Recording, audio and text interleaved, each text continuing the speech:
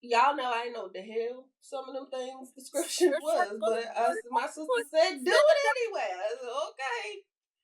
Now granted, now being in the job is like, girl, what the heck was you scared of?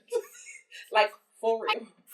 Like stop playing games. Like you were literally doing this. You might not have the vocabulary for it, or it might not have been structured in the way that they structured it.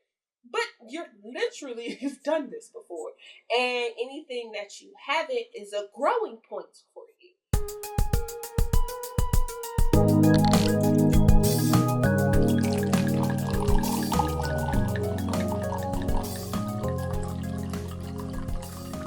Hello, beautiful people and fellow whiners, and welcome to another episode.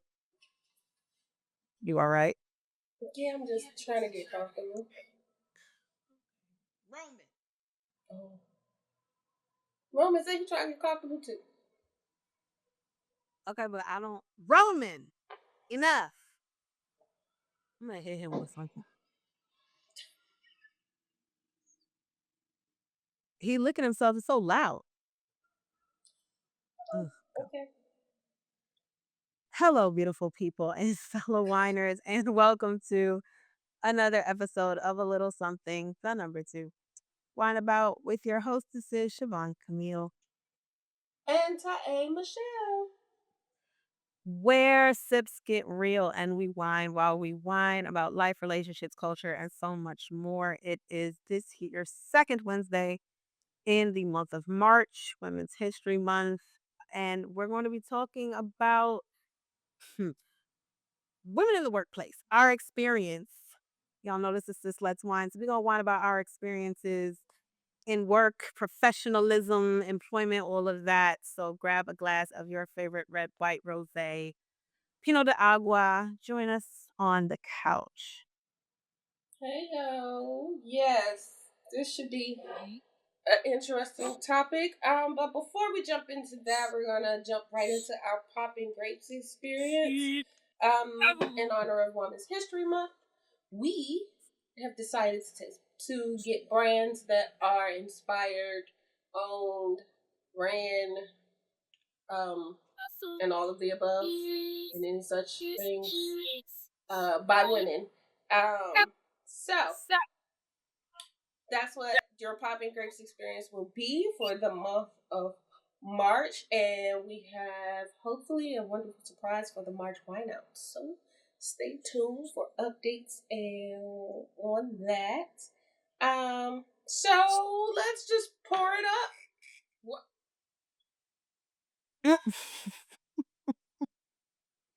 I thought this was a screw top. It looks like it's a screw top. Is it not? I don't know. Okay. So, Sissy, what are you popping your grapes? So I have a wine by, this is a 2024 Chenin Blanc. We don't do that often. Chenin Blanc. We don't do it often. I think we only have like one other one. Out of South Africa, it is by Spire from their signature collection. It is 13.5 ABV. This I got Tony Wine helped me pick my wines for the month because because when I googled women on wine, Total Wine came up and they suggested this one. I got it. It was twist cap. Okay. So while this wine is owned, the CEO is a man. The management I got team, it. the COO, I is had called and the in reinforcement. Sorry. oh, I'm good now. okay. I'm good now. I don't need it. I had to tell him I don't need it. Come back. I'm sorry. Go ahead. I'm listening. Lord. All right. So I picked this one because while the CEO is a man, their chief operations officer is a woman, Annabelle Schroeders. that's not my go-to. That's not my Can you forte. hold up the And bottle? actually, We can't see it. I was holding it. It's Oh, I'm plain. just saying, like, all I saw was the side. I didn't see it. I was Yeah, over here struggling too, so sorry, sissy. no, I I'm won't put trying to my do thumb this. up because then the bubble gonna come up. I'm trying to do this. And you see what I got to work with? Just lack of professionalism, y'all. This is what we talking about today. God, this is what we talking about. Okay, this is what I'm talking about. Anyway, their management team, if you go to their website, has a lot of women in it. Their COO is a woman. Uh, what actually got me was Tanya. Somebody is their organic wine specialist, and she's also a woman, and she looks like a woman of color as well. So fire. They got women in management. So props to them. Great. Again, sorry for the interruptions. I was having a struggle moment over here, but I got it. I'm good now. So this is called 1858 California. This is by Imlo Winery. Is in Fairfield, California. Apparently, the young lady who owns this wine brand is now her name is Jenny Wagner. She's the cousin. I didn't even put my thumb up. She's the cousin of another famous wine owner. And the only reason why I know that is because I went to Total Wines and said I need a wine main owned named after a woman that's not the McBride sisters. Or And I barefoot, because we've done that a lot. or barefoot, yeah. Well, I didn't even say barefoot. I just said not the McBride sisters because that's typically like when you say that, they go, "Oh, have you tried the McBride sisters?" Yes, I have. I don't want them. Nothing against them, but they're not the only woman. And then it was funny because he tried. He was like, "Well, we have this brand. It's made by a black man. I think I got to check." I said, "Oh no, they don't have to be black." He said, "Oh, I'm so okay. I got you." He said, "Because I was struggling, girl." He was. You could tell he was trying to be You know what? sensitive. Yeah, So, I get it. and it was genuine. It wasn't like you could tell that it was like okay because he was like going through his Rolodex of what can I show her, and I was like, oh no, I don't need necessarily black owned brand. I just need to buy a woman, and he was like, oh okay. So he showed me a few. You could tell to see the relief on his face because he was really you could tell he was really going. He was struggling, but he didn't want to offend either. It was like he was trying to figure it out. Like he didn't want to offend. He did. He was like, because when I he mean, I said, get that, but if I asked you for a woman owned, you know what? I'll forgive him just because while we're recording this, we're still in February, which is Black History Month. Because otherwise, if I asked you for a woman, why you give me a black woman? Fine, okay, I get it, typical. And then I say I don't want the McBride sisters, and then your jump is to a black man, but I asked you for a woman. because I he don't know. thought I meant black owned wines, Oh, and I huh. was like, no, I need a woman On wine, wine, like right? a woman owned company for wine. He was like, oh, okay. Now I think it was a relief because we are so few, especially in this area. Now that gave him a wider range to choose from. Yeah. So then it was, well, what kind do you want? And I was like, okay, let's go. You know, but I was actually glad that he showed me like the the black dude because if we do, we do have a Yeah, month where August. we, We yeah, we usually do do that in that. I August. know that's, and I know we haven't had that brand. Because he also showed me, he was like, Goddess. I said, yeah, we've had that. He said, We've had okay. that. So it was you could the relief was I'm not limited just to finding African American wines because we are so few. But women wines, where it's still few, it's still a wider Yeah. selection to choose from.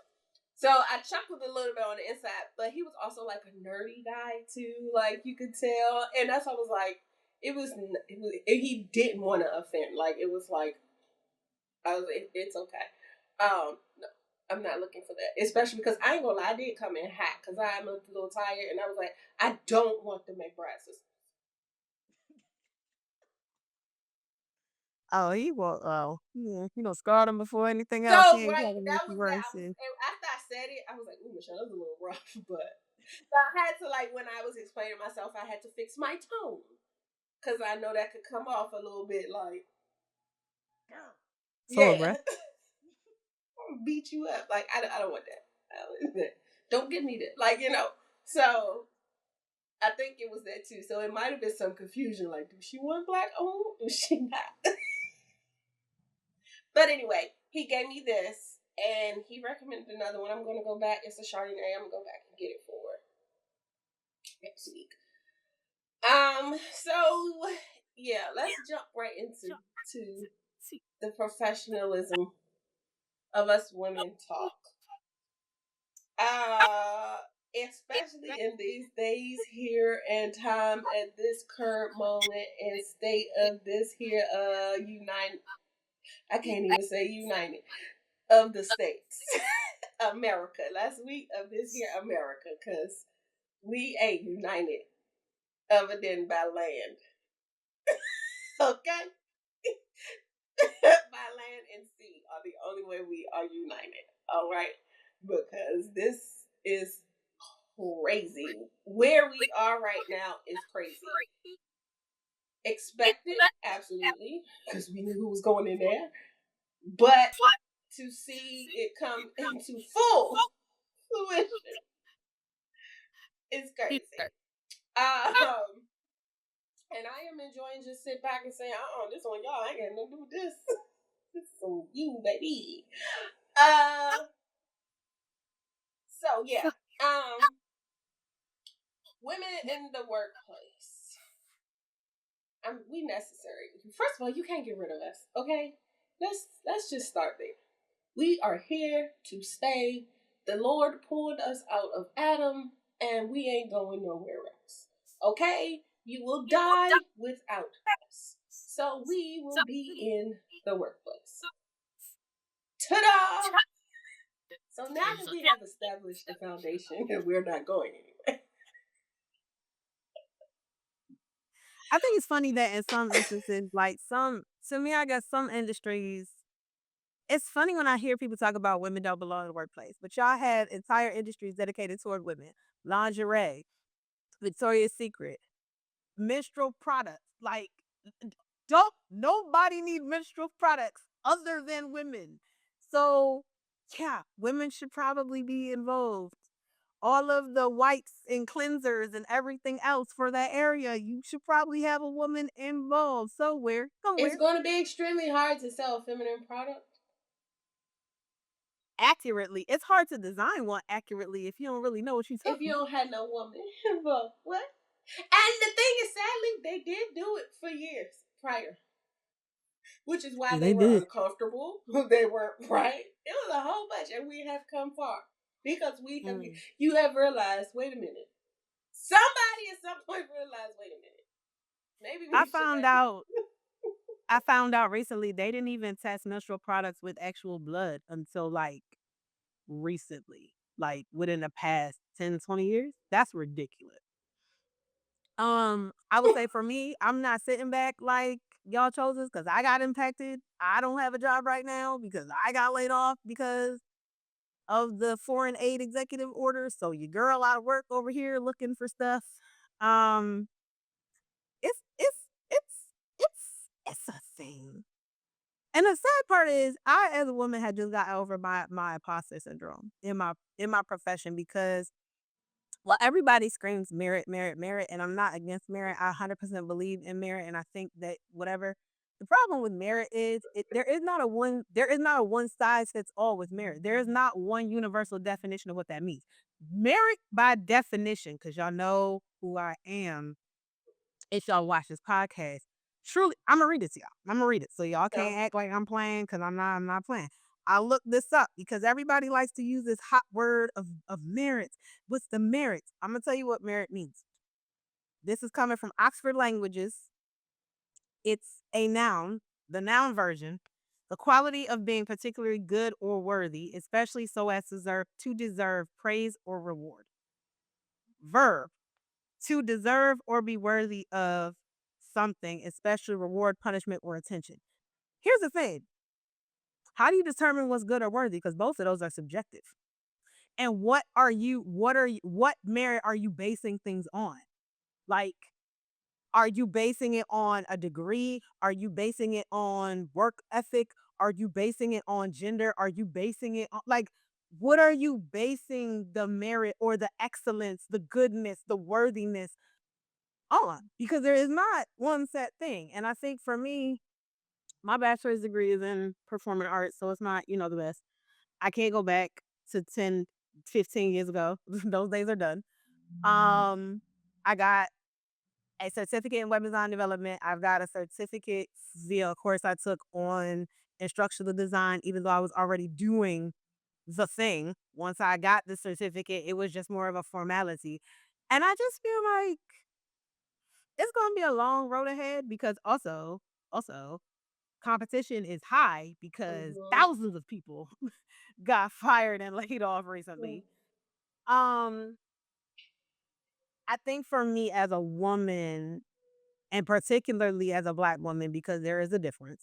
People can feel the way they want to feel about it. That's the facts and reality of the State of the DEI Union. wasn't created for nothing, and we not talking about it won't create it for us for real. So that's a whole nother thing.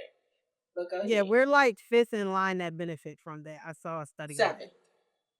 Oh, I saw fifth. I saw seven. I was like, well, damn. We not in the top three. Is Period. so whether five or seven. Um, I just know it's gonna be a long road, and it kind of sucks because man, I'm a worker. Like I'm that person that I make things happen. Y'all don't believe me? Y'all see this podcast, right? 5 years. Like real talk. It happens. I do things. I wrote a book. I'm gonna publish it this year. It's not gonna be under my name, so y'all no, I'm gonna do it under a pen name. But I feel like I'm trying to take this as a moment of redirection because Mm-hmm. there's been some things and ideas that I've had that I've been sitting on as pertains to education, especially early childhood education for uh people, children, black children, She said for uh people. specifically. So I'm thinking about doing that, which I'm just trying to figure out how to get started on that. Cause that comes from back when I was living with the man on the couch and teaching his two youngest children to get them one through elementary school period and the other one into and solid foundation for elementary school. So but this work thing as a woman, man, the struggles. Yeah, it's the struggle is real. And yeah, I know. Like, well, I know clearly. I know you were affected by that stupid executive order that was signed, and I'm not trying to sound heartless in reference to that at all, because there are others that I know that were affected by that. Shoot, there were organizations that actually work with my company that were tremendously affected by that as well. So I get it. Um, but I say we're not going anywhere because we're not, but also we're needed. We bring women brings well men bring insight too, but women does bring a certain insight into being a professional. Um, we do so much more studying. We are more than likely your researchers. We are those boots on the ground for a lot of things, and we bust our tail to get to the top. It's never handed to us, like ever. So you you have to use that knowledge in whatever space that is as far as your professionalism. I know for me, you all have heard me and my struggles with, like Siobhan said, imposter syndrome. Like well, do I qualify for this? Am I good enough for this? What does this look like? But I think for me, after that, the biggest thing is, how do I keep up this wonderful, this successful person, this drive, this person that they see striving to do better? Because it's hard, you know. Um, For those who don't know, I did some definition work too today. Okay, for those who don't know what imposter syndrome is, it is the psychological experience that causes people to feel like intellectual and professional frauds. Um, so pretty much, you get in there and you feel like you ain't supposed to be Yep. there. And I have felt that, especially when I first got the job that I have now. Y'all know I didn't know what the hell some of them things descriptions was, but my sister said do it anyway. I said okay. Now granted, now being in the job is like, girl, what the heck was you scared of? Like for real. Like, stop playing games. Like, you were literally doing this. You might not have the vocabulary for it, or it might not have Mm-hmm. been structured in the way that they structured it. But you're literally you've done this before, and anything that you haven't is a growing point for you. So realizing that made me kind of I had to learn to address that imposter syndrome in reference to that, and recognizing, no, you worked hard when you were at that other job. You learned this, you did this, you took initiative, you did this, you did that to get to where you are. You just didn't know this is what that was. This is what that looked like. This is what, so you deserve to be here. Mm. You can and have been doing this. Um, and don't let your psych you out of what it is that you're supposed to, where what it is you're supposed to be doing, where you're supposed to be. Um, and while getting over or addressing that syndrome is also brings up the next. There are a few different types of imposter syndrome. I think one is like perfectionist, which I can be at times. Uh, the natural genius, the expert, the solo. Like it's like 20 of them. If y'all ever get some time, go read about them. They're actually kind of interesting, and you'll learn a little bit about yourself. Um, and when learning this, I learned, for me, the expert. I'm not an expert at anything. Mm. I am wise about a lot of things, but I'm not an expert at one thing specifically. So I had to deal with why I felt inadequate, as far as that. But also part of that was playing in that was me being a perfectionist. Well, I'm trying to do this the right way to constantly prove that I deserve to be here, when not recognizing your current knowledge and your current state of mind already qualified you. Mm-hmm. So stop worrying about that part. Two, nobody's freaking perfect. So those are just a few that I have had to deal with, and I am still battling. I don't think anybody ever fully gets rid of imposter syndrome. Um, just speaking on that specifically, I don't think anybody fully gets rid of it, because part of it, honestly, is what drives us to do more, what drives us to do better, what even may stop us from doing something that we've been putting off, like child education and learning and publishing books and stuff, but what do I know? I'm not an expert. I feel like for me, I think it's a couple things. I think with women and especially women of color, I think it's a psychological thing we have with imposter syndrome that's put onto us from the time we're younger that makes us feel like you have to do better than average, better than the baseline to really be taken seriously.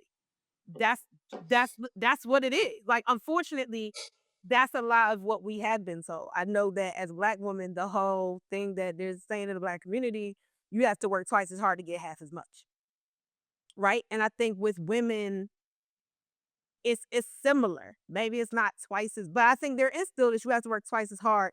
Maybe not to get half as much. I think it's like you have to work twice as hard to get in the door. But there's a Mm-hmm. reason why, even and part of what got me my last job, and I know I said this before on the podcast, but was actually just the fact that I applied. And honestly, my applying for that and getting it is why I could sit here and tell my sister 2, 3 years later, just apply for the job. Because what I found in my studies, what I found in my research, because I'm a researcher, was I came across an article that said, like, if there are 10 qualifications listed under a job description, women will not apply unless they had eight at least.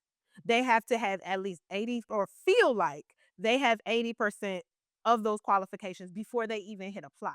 Men, however, were like, as long as they had 4 or 5, they were applying.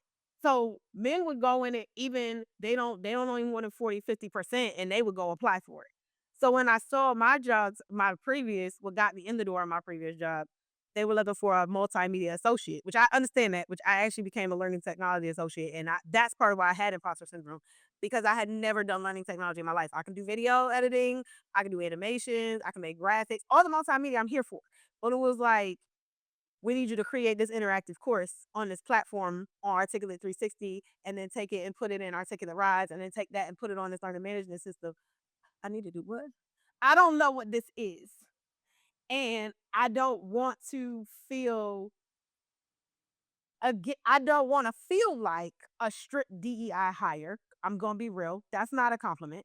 So I'ma just fake it till I make it. Like, I'ma go on YouTube. I'ma figure out what all this is, because thank God for YouTube. You can get a tutorial on anything. And I'm going to teach myself. I'm also going to rely on, which is what I did do. I had one coworker who, like me, did not have a degree in learning technology or instructional design or anything related to that. And she was like, I came in like you, I didn't know any of these things.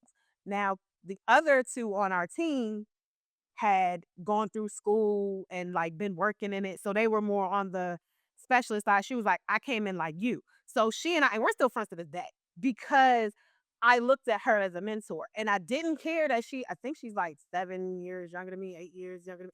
Doesn't matter. You've been where I am. So I'm going to follow your path. And that's what I did. I realized, okay, you were here a year before me. You got your promotion at 3 years, or I think 4 years. I need to have my promotion by 3, 4 years. I'm going to use you as my blueprint. Right. And I think it was helpful because she was a woman. Our boss was a woman. I mean, honestly, the company was like 90, 85, 90% women anyway. But my imposter syndrome held so long because I always just felt like somebody's going to realize I'm I not don't know real. what I'm doing. I'm not right. Like, I'm a fraud. And I had to look it up because, I only think of one imposter syndrome, but apparently I had fraudulent achievement, the belief that one's achievements are not legitimate or earned. And I think it comes from similar to yours in when I was like, just go for it. When you like, I don't have even my bachelor's. I have mine in performing arts. I don't have the formal education. And I think that is what will always make me, to an extent, feel like a fraud, because in this here world of the combined states of America, um, everybody, it's like degree, degree, degree. What's your degree? What's your formal education? Where did you go to school? What did you study? Like, when you're looking for and applying for jobs, must have a bachelor's. There are some jobs I'm seeing that's like must have a master's in in computer science, or this or related field. And I'm like, why? Or must have a bachelor's in communications or journalism or related field. And for me, I'm like, even if I had a bachelor's in any of that stuff, especially creative stuff, right? Like, I don't give you that. even if I had gotten my bachelor's in communications, when I know what they were teaching at Temple University, which is where I went, um, they were using at that point probably like Adobe Creative Suite 4. We're way past that at this point anyway. So even if I had that bachelor's, whatever I learned would be Null irrelevant and void. 15 years later. Like, Another, So, another voice. But see, also back. Well, okay. Yes, I can. In our earlier years, they would tell us we need all this education, and people would go out and get it, and then they would go to the job, and then they would literally train them right. on exactly what it is they were to do, which 9 times out of 10 had nothing to do with that degree, or very, very little. I remember when they were like, "Oh, you need a bachelor's degree to do data entry." I am typing in people's personal information from one form to make it a digital form. Why do I need to have a 4-year degree for data entry? Right. You could take a quick typing test. That's really it. See how quick I type. You Yes, don't need all but that. this was back then. Now, Right. girl, data entry is a scan. Like, you True. literally scan it with your phone, slip it in. It's now digital. Like, it's not. You might have to go in and make some tweaks here and there, but ain't nobody typing in no whole bunch of information like that. There are too many programs, and now with AI, girl, Right. Exactly. it, so it's one of those things. Which I am not a huge AI fan. I'm not. However, I do feel there are or can be some benefits to it if kept into perspective. But that's just like anything in life. Um, but yeah, so that was one thing. But also, I think for me, it was because what the difference between Siobhan and I don't have a degree in nothing. Okay, nothing, and again, no expertise. So that's what that looks like. I'm not an expert at anything. So I'm walking in the door truly on my own merit. Right. Yeah. I am literally selling you me. So, because of that, now you see where the perfectionist comes in. Because I don't even have a piece of a degree. Hmm. I got credits. Let's say that. I don't have a piece of a degree, but I do got credits. Okay, we're not gonna take away from my credits, no matter what. I earned them damn credits. I want I my credit. look okay, bursted my. I was on Dean's list, so let's not. But I pregnant. That yeah. Anyway, didn't go back. Had to make some money. Um, yeah, I think so. For me, that changed my life. That changed my story in reference to what that looked like. How do I enter this wide world of professionals, especially when you have people in China creating full-fledged STEM projects that look like something off of a movie. Even though that Right. wasn't the field that I was going to go in anyway, it's still the fact that in real life I felt like I was competing against them for this little itty bitty job. For me answering somebody's phone and being somebody's personal assistant. Yeah. It's crazy. It's crazy when you say it out loud. It truly is like, what? How did you? They are not the same. They are not the same. But when we didn't get taught necessarily the distinction, the difference between the two. Everything was lumped together. When you said professionalism, it was like, I am now an adult competing against every other adult in this world.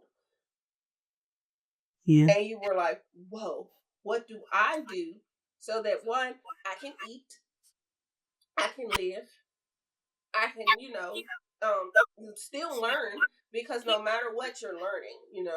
So, and then you're thinking, okay, I'm a female, I'm a woman. How do I look for the job? How do Yes. I dress for the job? What does this say about my professionalism? We question, well, I can't say we, because some people don't. I question, I learned that too. I question myself a lot. What image am I portraying in my professionalism? Not just through my work ethics, but just in presentation of self. And I will say, in my opinion, our generation is the last generation that gives a shit. I don't care if y'all don't agree, but anything after millennial, they don't care about how they present themselves in a professional where I think more creatives have more uh care You about how they present themselves in the see, world than an actual professional see, going into an office, so, which is crazy to me. see. I understand the creative, like your influencers and stuff. That's what they're doing. They're influencing you. But even with all of those and how upfront that profession is, the people that are going into those professional environments aren't even meeting that standard. And I'm like, now, if nothing else, I should get the job because I dressed like I came to come to work. Not like I just rolled out of bed in my pajamas. Mm-hmm. I tied my shoes this morning. Girl, do you not the amount of clunk, clunk, clunk, not heels, clunk, clunk, dragging your feet, your shoe is untied. What is happening? What is happening? Like, to see that now, and I'm not just talking about for men, I mean even like from women. To see that now as a woman, it rubs me the wrong way because I look at that as professionalism. How you present yourself in the world is important. And it can honestly just put you in the room. But how do you feel comfortable being in the room and you not dressed properly? Or maybe that's part of my imposter syndrome of profession. No, I think part of it is there's definitely more pressure on women to be presentable, right? There's more pressure on us to look a certain way, carry ourselves a certain way, all of these things because you want to be attracted but not slutty looking. You want to be, take it seriously but not come off like a cold bitch. Like there's always a line we're trying to dance on. Take me seriously. Take me seriously. Um, it's yes, it's a lot. I love working remotely, so I don't really see much of from other people other than the waist stuff. So if you can't put a nice shirt on, ma'am or sir, like what are you doing? So I think for me it's a little different because I know you work in the office. I've worked from home for 5 years. I don't really want to step in nobody's office. I I mean, will I be get it. honest. My But I personal wore this to work today with a jacket. That's what I'm saying. I'm not saying you got to be suit tie, boot up, suited and booted, necktie boot, tied, done up. But even with again, I got a hair wrap on. They not laid no more. But my little sideburn edges were nicely done. I went to sleep, y'all. It was over. Um, you know, put on a piece of an eyebrow because they thin at the end, and a lip gloss. That's it, and a jacket, and that was it. We literally have. I'm telling you, pajama pants.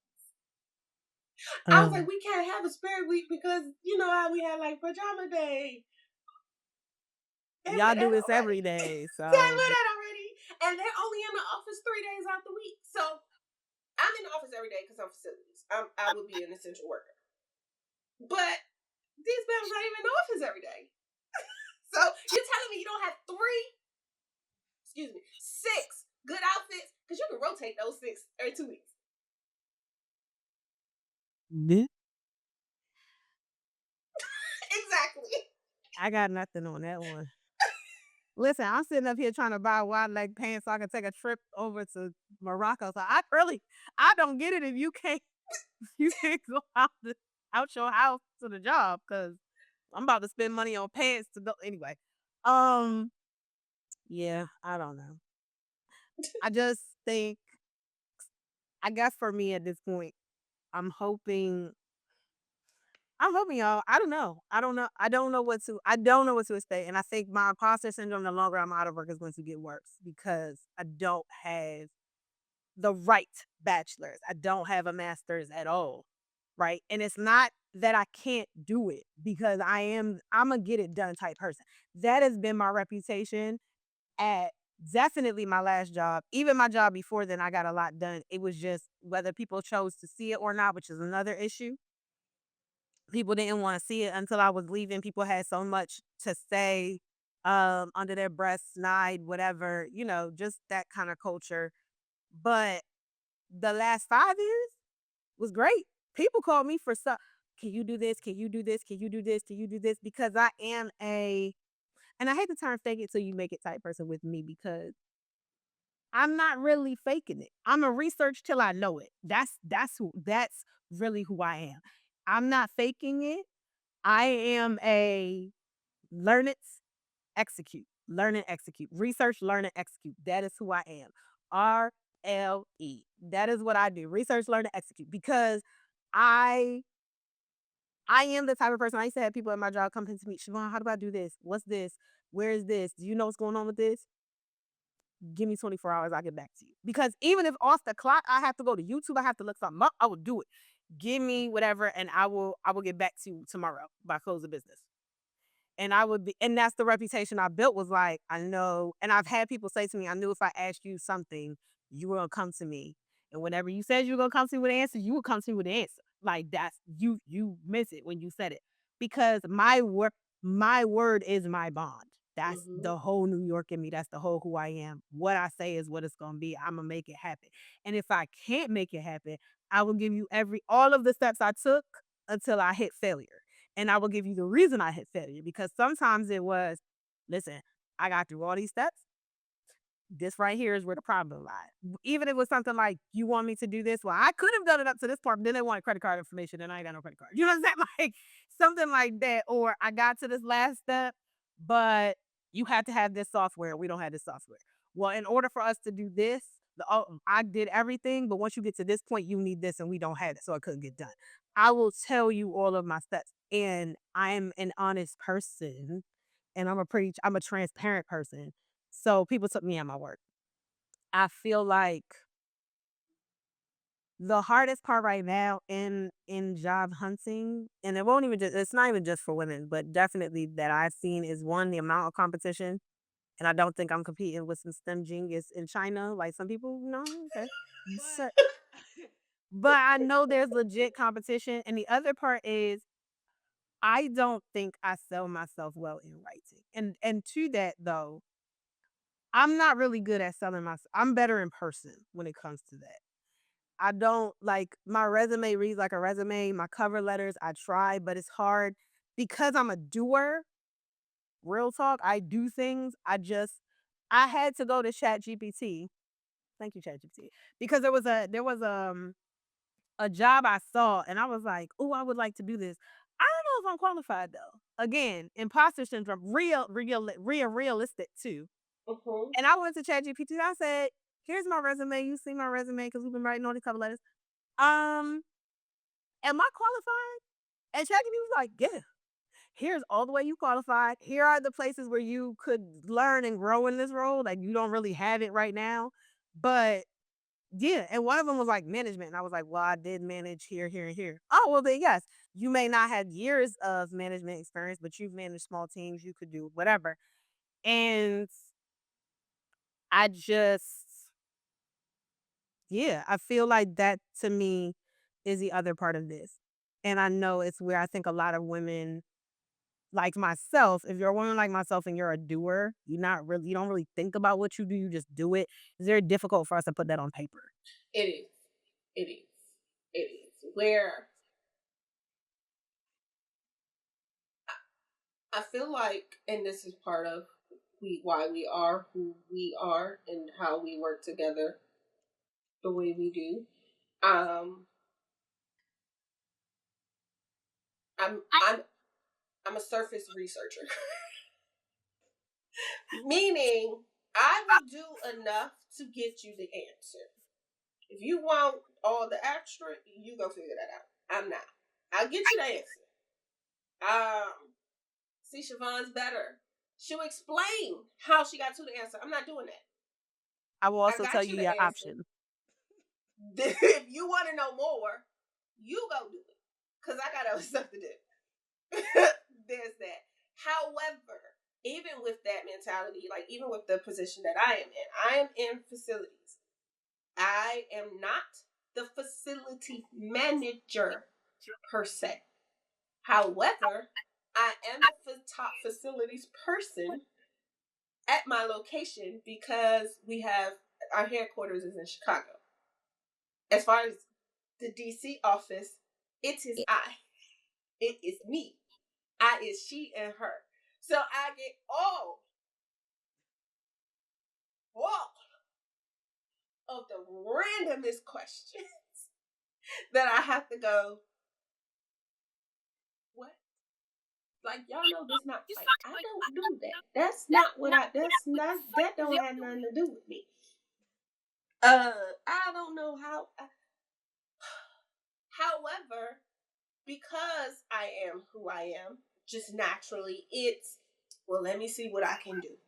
Let me see if I don't know it, maybe I can guide them to the right person and they can go decipher themselves. That's who I am. Because I'm also running a facility and I don't have time to ask questions that don't have nothing to do with me for real. But here you go. Um, but that's naturally who I am. Even when it comes to like my children and my teaching staff, I will give you surface, I will give you basis depending on what we teach, and I will go into depth about some things. But if you don't get it and I have explained it, well, baby, now it's time for you to do your own work. Because I'm not.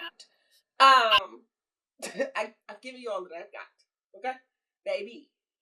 Okay? Give you the best that I've got. That's where we at. All right. But even with that, like there, like as women, when there are some things that when we get in our profession and we get in our those seats and we get in those positions and we're like, okay, well, this much. When you know what you know that you know what you know, you can't tell. You can still talk to us and tell us and teach us, but we know what we know. We know that you know. Okay, and we will stand on that 20 toes there. Um, and dealing with imposter syndrome a little bit is that expertise. When you are expertise on something, like I may not be an expertise in maybe quality control for something, but I may be an expert, but I am an expertise on conferencing and putting together a meeting and structuring that. So when I say what I say, I need you to know this is what it's going to be and this is how it's going to turn out. So that expertise, imposter syndrome, is a thing. Truly, when you recognize, oh, well, I'm not an expert at this, but you are over here. And it's crazy how we never question the things that we're the expert in. But we question if we're good enough or, oh, well, I don't have this over here. It's crazy how that comes about. Michelle, shut up. Okay. But learning these things while actually living, like I know we just stuck on imposter syndrome, but for this episode, but who we learn it from? Like, where did that term come from? How long was it out here for someone? Like, we didn't know the vocabulary for that. We didn't know what it was like. We just knew, oh well, I'm afraid of success. How do I keep up with this success? I've done 25 successful events. How can I literally keep this up? I had 3 not so successful events, but instead of the 25 and focused on that, I'm focused on the 3 that completely and utterly failed. And maybe 2 of them were completely and utterly out of my control. There was nothing that I could have done to prevent it. So it wasn't a learning experience in learn what to do to prevent. It was a learning experience of learning and accepting that there are some things you can't control. And being a perfectionist, that don't sit right. I think Even knowing that you don't control everything. But I think part of that is unfortunately the culture that we're in expects you to be in control of everything. And that's the toxicity, and I know that's an overused word, but truly of American culture is somehow you are supposed to control everything. I'm not God, right? Like, but there is this expectation across the board, right? Like we do that even we try to act like there are no victims, so everything is somebody's fault. Even if somebody robbed you, well, why were you on that street? If you get sexually assaulted, well, what did you have on? Like it can never be A out of victim of your control. circumstance. Yeah. It's always you are in control of something. So what you should have been on that street. Oh, you shouldn't have been with that guy, or you should have been with that girl, or you should have hired a different caterer. You're like we're supposed to have the Foresight. foresight of the future and full control and omnipresence like the Lord. And I just so for that, because ladies, we do not have that, be gentle on yourselves. That's Yes. that's that's what I got. Yes. Yes. I will say one after figuring out, oh, it's a thing called imposter syndrome. And I'll be honest, I learned about it from another podcast. I had no idea what it was. I learned about it from a whole nother podcast and literally had to go do some research on it myself. And it was like, oh, this is like a real thing. Oh, like, oh, is this what I've been feeling? Oh my goodness. Well, how do I now? I'm researching. How do I fix this? Because now I'm in fix it mode. And being in fix it mode, with wisdom and time, I then realized you're not getting rid of it. It's going to formulate or form it in another way because it's life. And ultimately, unfortunately, like you said, imposter syndrome in whatever category you may identify with or can identify with drives you. It can if you don't let it hold you back. Yes. Yeah. Yes. Yes. Shut up, Michelle. Yes. But even if you let it hold you back, it's still. I feel like that's still driving you. It's driving you to not go that way. It's driving you to sit your behind down. Stay where you at. Don't do that. And that is dangerous. And I think more of us need to do. We can do more research into that as far as like what could be the cause. How do we work through, especially in a professional environment?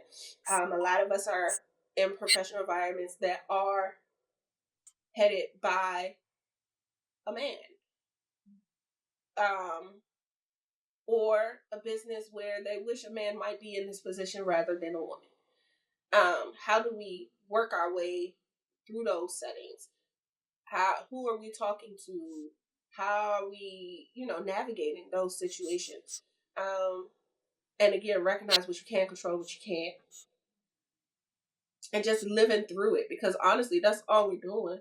We're just living through it. Now, there's some good ways and some bad ways to do it. I had an intrusive thought. I'm mad about to say that out loud. Uh, but it can be done, and we have ultimately, you know what I'm trying to say. We have been doing it. We have been achieving it, and we are going to continue to achieve it. I just hope we support each other in our efforts. We recognize it in each other. We help each other. We hold each other accountable, and still show each other grace while we're navigating through this thing called life. Um, and that's all that I have. I feel like I'm rambling. I did a lot of rambling I today. think my thing is to all of that, I will say, get your support group, right? And it may not be the people you actually work with, it may be your friends and really talk to them about your work. If you don't have friends, honestly, ChatG AI is it has its biases, so I don't want to say it's unbiased. But if you hand it your job, your resume and your job description, like I did, and say, do I make sense? Does this make sense? It will tell you yes or no. Like, so if you really are like, I don't know if I feel sometimes you need that. If you don't want to go pay for a therapist, you don't want to go pay a professional to go look at your resume and size it on up, throw it through AI and really get a non-biased, as in not trying to hurt your, not trying to, doesn't necessarily care about your feelings. Um, get that. I think imposter syndrome, which is what we've mostly been talking about here, it can be mitigated, but you gotta find your support. You gotta find a support group for it. And on that note, ladies and gentlemen, cheers to that. Oh, as us working women, and I will say us working women because you will be working. Thank you. I am claiming it for you, believing it with you. Um, At this point, just give me a rich husband. I don't want to work no more. well, okay. I'm tired. Here's to that too. So Sissy, let us know what your wine review is on your. I will not mispronounce that.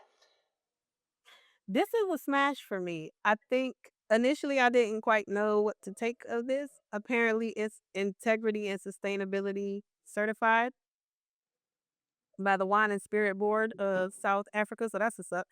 This again is a 2024 Chenin Blanc by Spire out of South Africa. It says this Chenin Blanc is a crisp and fruity with flavors of green guava and pear, hints of lychee. I don't know what that is. On the nose and a well balanced palate, delicious on its own or with fresh fillet of fish. I can see that. 13.5% ABV. These people hot. Love it. Um, I think you would like this. This is very dry, and it gave me Chardonnay feel. It's like it's Chardonnay, but to me, it has a crisper ease, like simple finish, like a Gewürztraminer. So to me, it's somewhere between a Chardonnay and a Gewürztraminer, and I or Gewürztraminer. Excuse me. I did like this. I would smash this. Like this is a good even smash. Like it's not like you love it kind of thing, but like because again, I do love Gewürztraminer. That's like my favorite right there. But I like the clean crisp. You know what you gonna get, right? Like you smash this, you know what you get. It's gonna be reliable. It's good. Straightforward. It's gonna be Yep. straightforward. It's gonna be straightforward, but it's gonna be good, right? Good. Okay. It's not straightforward and you're bored, like because some it gets repetitive. I Sometimes get you. yeah, it's not that. It's like it's enjoyable. It's enjoyable. Satisfaction. I like this. I would smash. Okay. I would smash my Sauvignon Blanc too. Um, on the back of this is Wait, that's just a Sauvignon Blanc or a Pinot Grigio? no, it's a Sauvignon Blanc. I said the wrong thing earlier. It's okay. Okay. I was like, did I miss? I No, know what I it thought was me. I I was heard. just gonna keep going, and Oh, okay. My bad. this on the back is just a word from Jenny Wagner, the owner. Uh, Oh, Wagner Vineyard. Yeah, okay. I know. I got you. I'm with you. yeah.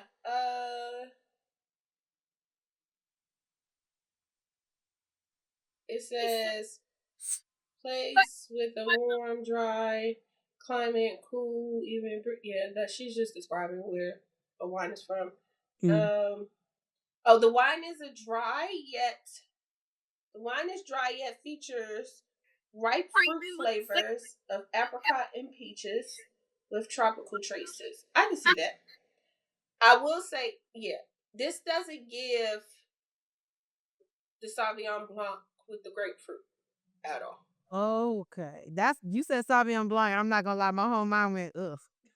Yeah, no, this does not give you that bite at the end. It Yeah. doesn't do that. And for that, I can appreciate it. It says the texture adds substance while crisp and yeah, while crisp, yeah. So yeah, and I will say that it is crisp. It's great chilled. Like this is really good. I like this. I smashed it. This is good. I think you're gonna like this. Okay. I feel like the man, the husband will like it, but I think you may like it more. Yeah, the reason I like Sauvignon Blanc is that grapefruit. I really don't like grapefruit. Yeah, this does not have that grapefruit taste at all. I can definitely taste the tropical. fruit, Hmm. um, and maybe the apricot. The peach may be given the sweetness of it, but it's Probably. not. It's very subtle. And this is also 13.5 alcohol by volume. So we're gonna be lit, girl. Okay, well, on that note, ladies and gentlemen, we'd like to thank you for joining us on this wonderful episode of A Little Something, the number two, Wine About. I am one of your hostesses, Ty Michelle. I am the other one, Siobhan Camille. Be sure to join us each and every Wednesday for more laughs, more fun, and of course, more wines. Live wine outs happen at 2 p.m. No, I'm not gonna hold up the two sign because I don't want the bubble, the thumb, balloons. I was saying bubbles. No, it's not the thumb up bubble. It's the balloons. I don't want the balloons. 2 p.m. Anyway, 2 p.m. the last Saturday of the month. Right on YouTube or Instagram. You can follow us at ALSW, the number two, wait, ALS2, wait, WA. It's been a long time, y'all. I'm still trying to get it together. Um, yeah, that's it. We love y'all. See y'all next week. And remember, as always. There's nothing wrong with a little wine Or a or a lot. lot.